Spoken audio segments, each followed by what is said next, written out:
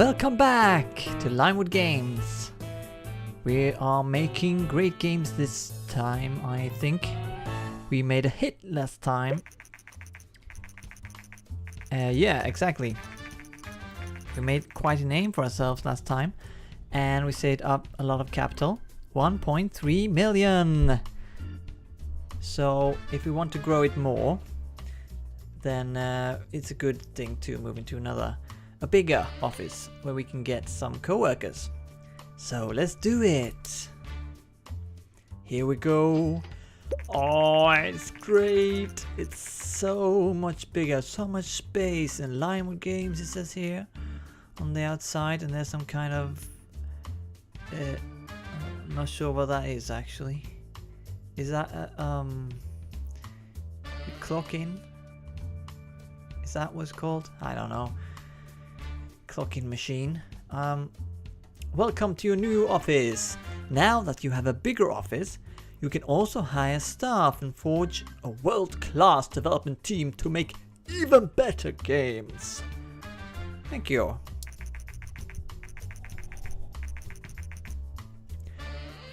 You may now also train yourself and your staff to improve skills. Let's try this by completing a management course, which is required before you can hire your first employee. To get started, close this message and then click on your character and bring up the training menu. Train. Oh, staff management, there we go. 25,000, that's nothing. Because we are rolling in the cash. Look at this, Byzantium falling. Rank, oh, I think it was higher than that just now, but rank 11 is still very good, I say. The latest game by Limewood Games has received very positive reviews overall. Informed Gamer gave it a 10, saying, "Outstanding achievement! If Limewood Games continues to innovate like this, they might become a new fan favorite." Yeah! That's what I'm talking about. We are going to Mars and space, which is kind of the same thing, partly. Well done, you've successfully completed your management course and you are now able to hire your very first employee.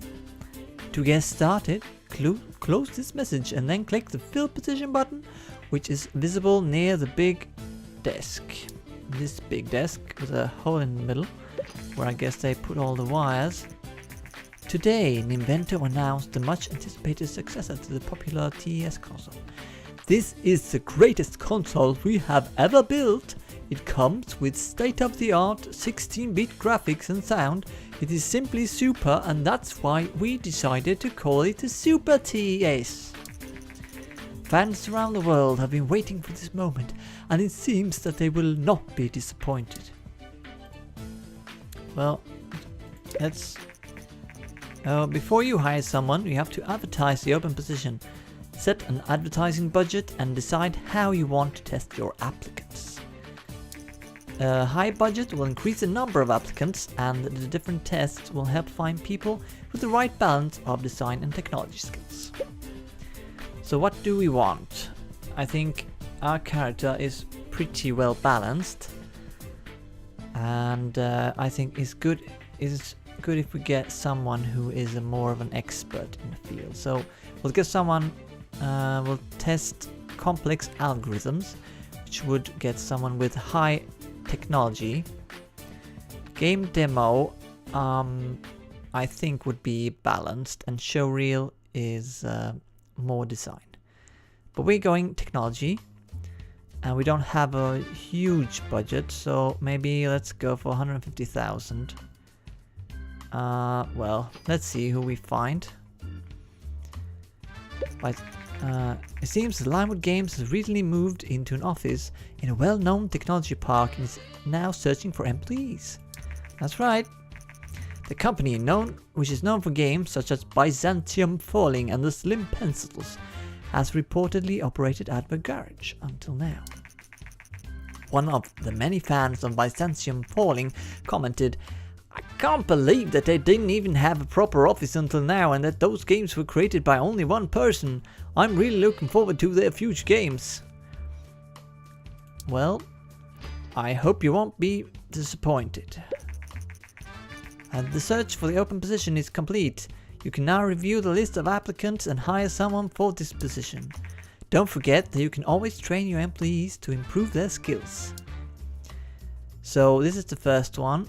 No design skill at all, pretty much, but pretty high technology skill. I'm not sure what we have, but speed and research are okay, I think. This is a level 2 experienced fellow, who is James E. Garmack, and then we have Ian Rogers, who has some design and bit of technology, pretty bad at research, just level 1. And we found Kevin Flynn, who has some technology, better design anyway. What did this one have? 387, and this one 246. Well, 294 speed, that's pretty good, but his research is pretty bad. 22,000 for this one.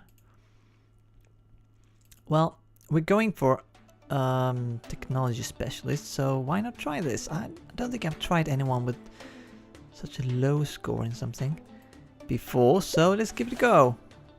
Hire someone famous. Okay, I didn't know he was famous. James E. Garmack. Well, if you know who that is, just let me know in the comments, will you?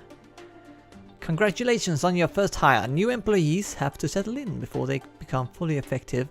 When a character is not fully efficient, you can see an efficiency bar next to them. This bar will fill up slowly over time.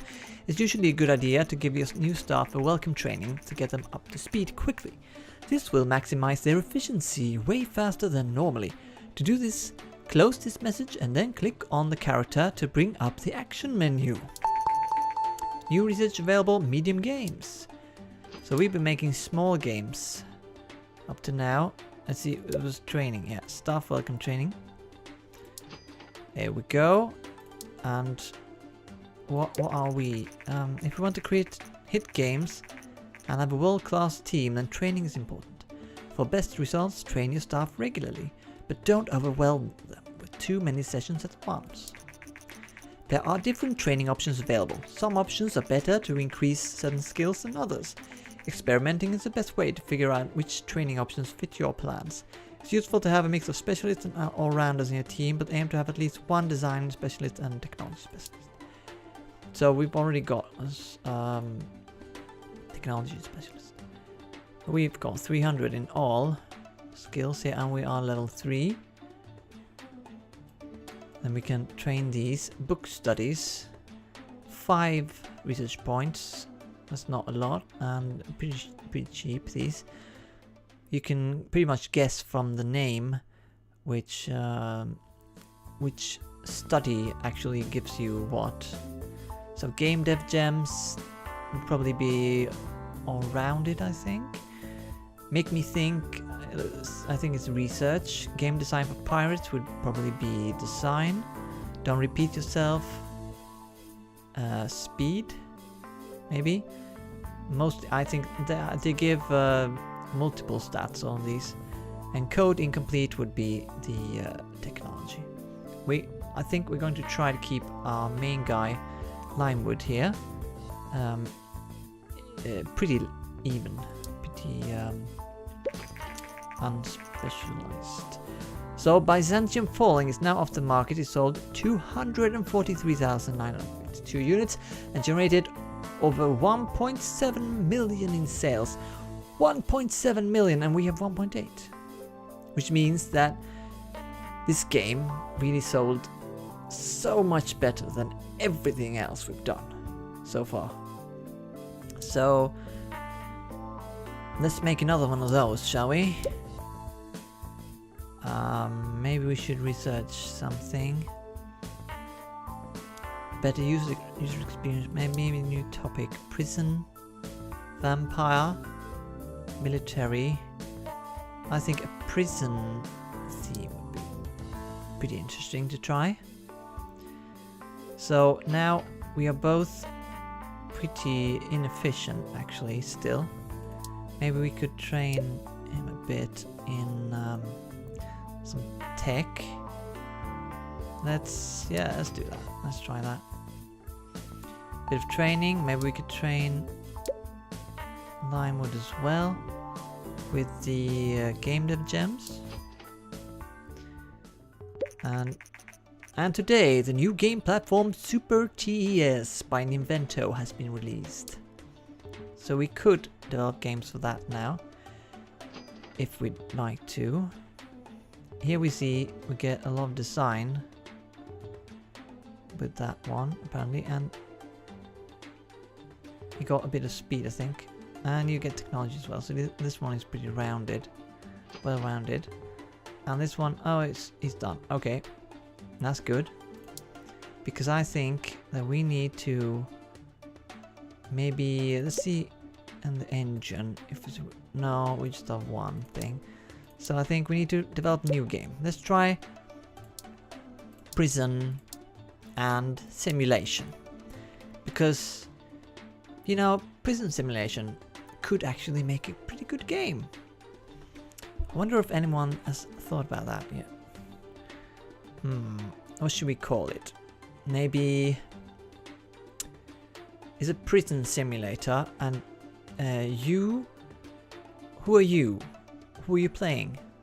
Maybe you're an inmate? So... Let's call it I'm Inmate.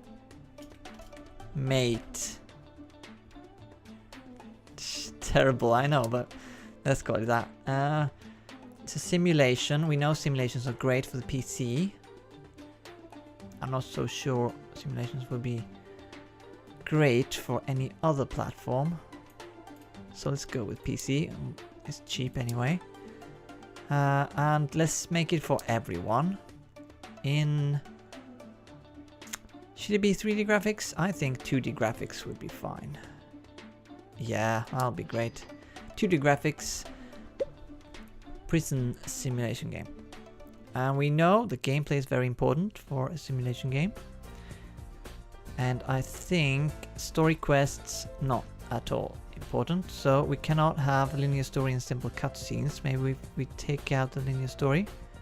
Yeah. And we'll have... I think we do need a bit of engine. Because... well... Maybe it's more... No, I think... Yeah, let's keep a bit of engine. And save game, because we want to save a game in case you... You know, anything... A lot of things can happen in prison. So... they can in this game as well. Wait, is that a Super TES? Didn't see that before. Didn't know we had that. But we can't develop games for it yet because we haven't got a license. Tutorials, always good for a simulation game especially. Now we're putting in a lot more, I think. It seems to be going faster because we are 2 people working on this now. Simulation game needs dialogues, not really. Well, you need a bit of dialogue. I think a bit of dialogue. It's not very complicated though. Level design, artificial intelligence. Yeah, I think artificial intelligence, I think we need that. And some level design. Yeah, just a bit of a level design. I mean, we have to design the prison, so we need a bit of a level design. You know, all the doors and all the outside areas as well. Maybe you could try and escape from the prison. But mostly you're trying to serve your time and get out as quickly as possible. So we need graphics. Graphics are very important for this simulation game. World design? No, not really, because you're in the prison, so it's pretty limited. Sound? A bit more. Yeah, that should do it. I think that's pretty good. Is that floppy disk? CDs. Okay, the game is finished with fixing some bugs. The media is abuzz with the latest news from this year's entertainment conference. In a surprise announcement, Vonnie, a company known for general electronics, has presented a prototype console called the Play System. If you didn't guess it now, Vonnie would be Sony, and the Play System would be something that has a fairly similar name. Apparently, Vonnie has collaborated with Nintendo, creators of the beloved and successful TES and Super TES consoles, to develop what is basically a Super TES with a CD drive. Trying to be modern here. So this would be the world's first console using a CD drive. Journalists around the world are baffled as only one day after Vonnie and Nintendo jointly announced the Play System at the entertainment conference, things have turned sour. Nintendo announced today that they will cancel the project and instead seek to develop a new console with a different partner. Rumor has it that the distribution deal the companies had worked out was unfavorable to Nintendo, handing over much of the control to Vonnie. This seems to be the end of the Play System. Oh. Well, we'll see. Okay, the game is... Boss, I've discovered, says James E. Garmack, that some really dedicated fans of Byzantium Falling have created a fan game using a lot of the material from our game. They don't make any money with it and just seem to do it for fellow fans. Our legal advisors strongly suggest that we shouldn't allow this to go on. What do you want to do? We could stop them. But our game is not really selling anymore. So why would we do that anyway? It's just a fan game as well. I mean, who doesn't like fan games? And we could get more fans. So I say, good job. Let them be. And we get a bit more technology in, and we release I'm Inmate. We have a new technology record of 36. I think that is quite a lot higher than our previous one, if I'm not mistaken. Let's just skip this a bit. Oh, 2D graphics leveled up to level 4. And let's release it. And the reviews are in already. Reviews look like okay, not great.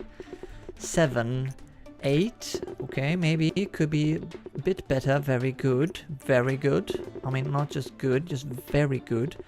And last, a 9. Can't wait for the sequels. It's all games. Nice. Oh, I thought it was going to be a flop there for a second. Well, it wasn't that bad. Okay, James, you generate a game report for I'm Inmate. It's 7.75. That's not... Oh, yeah, I can't do it. In 2 months, the TS will be taken off the market. Doesn't matter to us, really. I wanted to see the game history. Here it is. Byzantium Falling has 9.25. That'll be tough to beat that score. Hi, I'm Denise Reed, the main developer of the Byzantium Falling fan game. I've recently been informed that your legal department has advised you to stop us, and I just wanted to say that I'm very grateful that you didn't. Limewood Games is the best company in the world, and I'm glad I can be part of the fan community. We've gained 241 fans. Yeah, that's nice. Really nice. Oh, and rank 12 on I'm Inmate. I think it's because we have a few fans now. So let's see, if we're going, I said previously, I think, that we were going for mostly for RPGs and adventure games, I think. Those two. Which actually means that we need a lot of world design and design, you know, mostly, and we got technology experts. Maybe we shouldn't actually go for RPGs. Maybe we should actually go for simulation and strategy. Is that more interesting? We did a simulation game now. It didn't do very well. And the other one was... What was that? Wasn't that a strategy game? I can't remember. Well, let's see. It was History RPG. Yeah, we are. Okay. Let's go with RPGs then. Not that. Let's go with RPGs. And we're going to do some research on open world. Do we have... Yes, we have enough. Let's go. And James is working away on this analysis. Here we go. We got the result. Prison and simulation is a great combination. Sound seems to be quite important for this type of game, and the match was pretty good. Prison everyone. Maybe it should have been for mature audiences. And James is still new to the team, and he'll be higher potential when well, the team will be higher potential when we have a few more games done. We could potentially actually get another. Don't try to hire everyone once. The stuff is expensive. It's best to take it slow. Maybe we should actually wait a bit then. Okay, let's wait a little bit and just see. We could maybe research a new topic, a mystery. Let's do that. Mystery topic, and let's see what else we can research. We only have 7. That's not enough for anything at all. So maybe a bit of training. Oh, here we see now that this one gives... This is pretty balanced, and this one gives a lot of technology.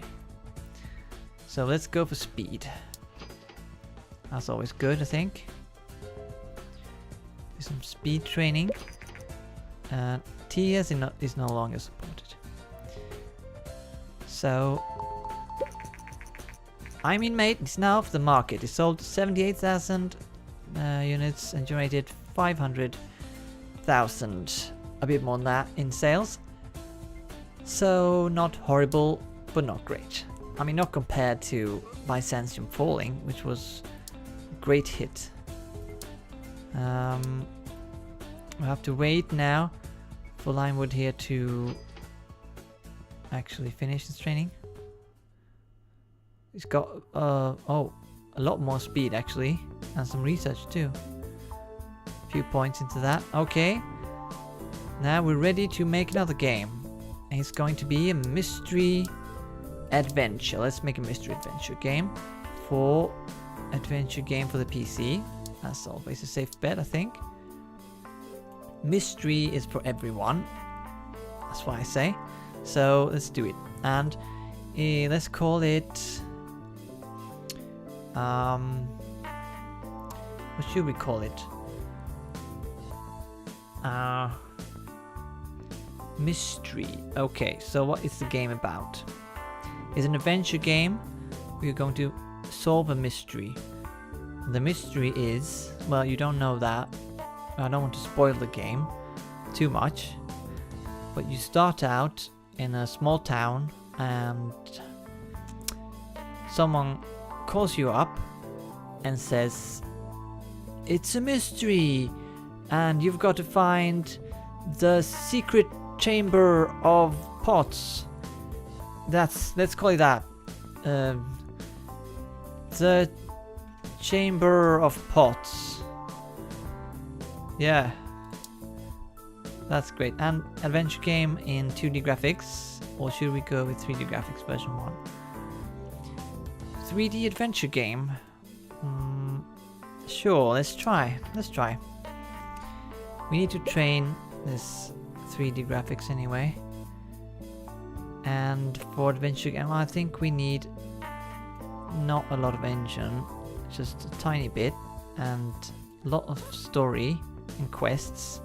Well, story mostly, and gameplay maybe just a bit less, like that. Or maybe just top it up and save game and tutorials and cutscenes. We want all of that. And we're away. And this is a drawing of the main house. We have a mini boss here, and you start level 1. Well, there are no levels, but this is level 1 of the house. And there's a boss here, which is just someone you talk to, and who knows a lot about pots, so can help you find this chamber eventually. Artificial intelligence, we don't need that. And level dialogues is very important, obviously. Level design, yes, a bit of this. Need a bit of that. A bit of, there's a message there. We go in here. And there's a secret passage around. Okay, so world design. Yes, a bit of world design. Graphics, indeed, and sounds. Actually, sounds very important in this game because you need to hear the pots. The pots are singing, so you can hear the pots and follow the sound. And we're not really getting quite the same amount of points in any of these as we got in the last game, which is a bit worrying. But we got a lot less technology, design, I think, in the last one. Let's just go with this. Oh, it's still a new record for design, and I think we might be leveling up something, or maybe not. Let's just, oh yeah, graphics, level 4. There we go. And 3D graphics are on their way. From time to time, your employees need to recharge their batteries and go on vacation. You can tell that an employee is in need of rest when their efficiency steadily decreases. To give them a holiday, just click on them and select Send on Vacation. And the reviews are in already. Chamber of Pots. Mystery and Adventure is a great combination, but they still only gave us 6. And it's just 6 from them as well. Just potential. 7, okay.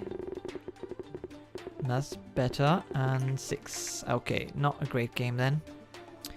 Let's make a game report. You don't need a vacation. You're not really tired at all. So we've got 25 research points. Do we want to do better user experience? Yes, I think we do need better user experience.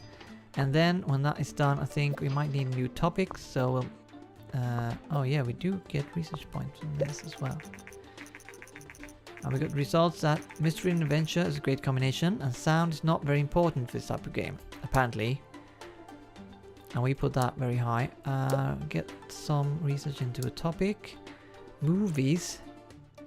Movies. Not sure what to do about that. Let's go into military instead. And the user experience, better user experience is completed. And let's see if we need to put that in here. Yes, we do. So, do you think we have... I think we have enough money to make a new game engine. So, this will be the